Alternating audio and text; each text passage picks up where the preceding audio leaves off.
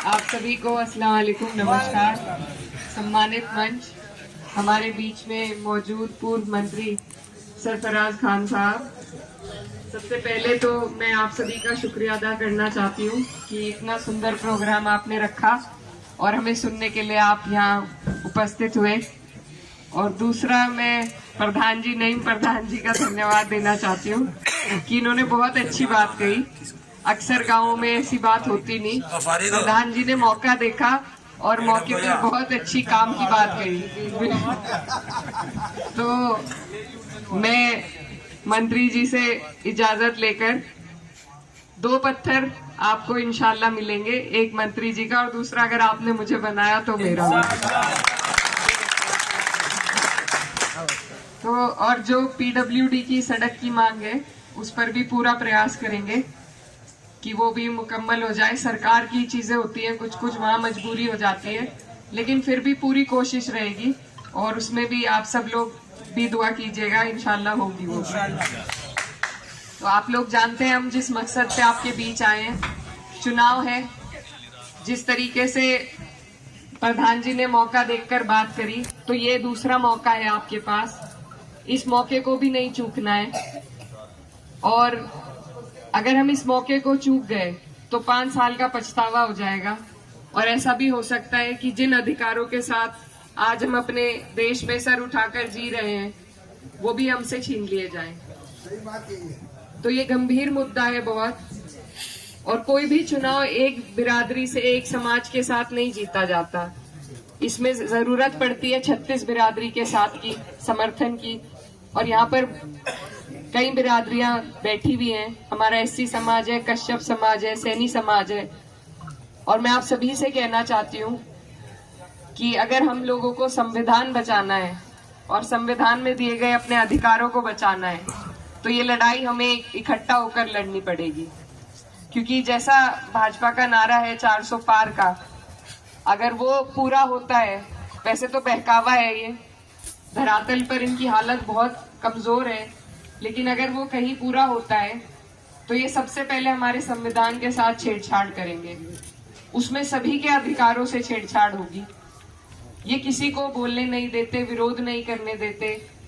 जैसा नियाज मामा बता रहे थे, 100 से अधिक एमपीओ को इन्होंने निलंबित कर दिया था।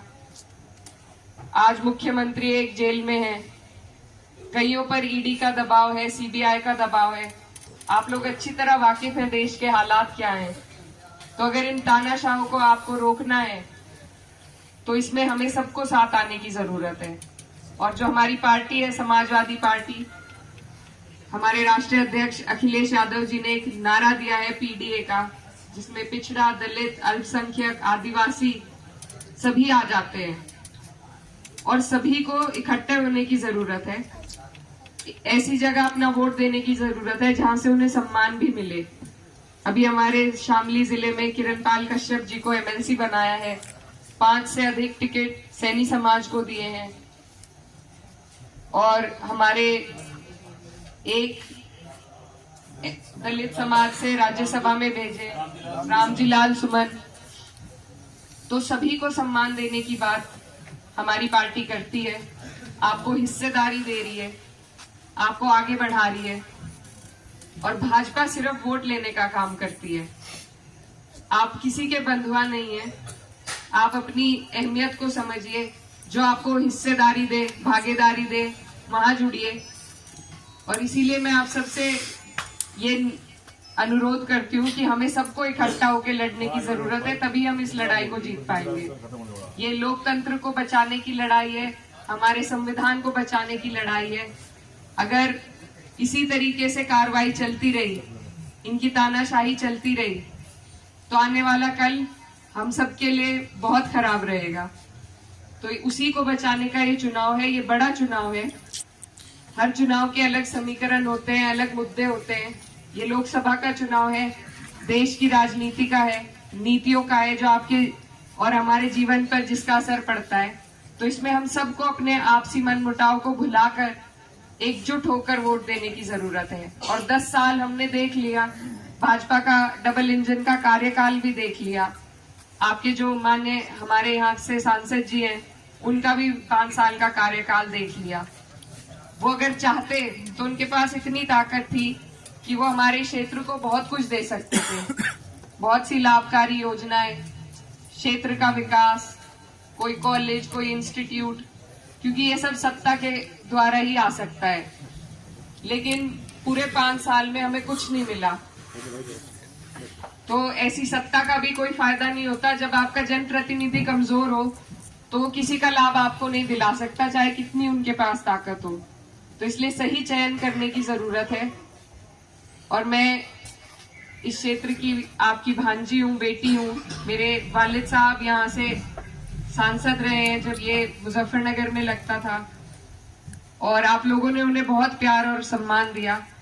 और जिस तरीके से आपने उन्हें सम्मान दिया, वो भी अपने लोगों की लड़ाई लड़ने में कसर नहीं छोड़ते थे, और बिना किसी भेदभाव के वो सभी का काम करते थे। उन्होंने कभी किसी का धर्म जाति नहीं पूछी, कभी ये नहीं पूछा कि वोट दिया था या नहीं दिया था।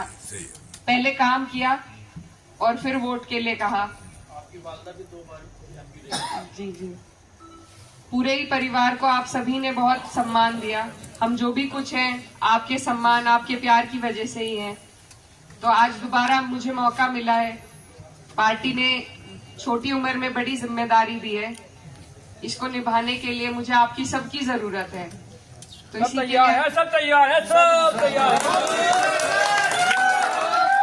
इसी के लिए आपके बीच आई हूँ।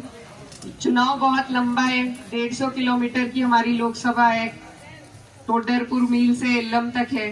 तो इसमें आपको सबको न सिर्फ वोटर बनकर बल्कि चुनाव के जिम्मेदार बनकर आपको इस चुनाव को संभालने में मेरी मदद करनी पड़ेगी। और इंशाल्लाह मुझे ऊपर वाले ने मौका दिया, तो जिस तरीके से मेरे वालिद साहब सभी का काम करते थे और लड़ाई लड़ने का काम करते थे, मैं उसी तरीके से आपके बीच में आपकी लड़ाई लड़ने में आपसे आगे रहूंगी। आपसे सबसे दुआओं की भी दरखास्त है। अस्सलाम वालेकुम, नमस्कार।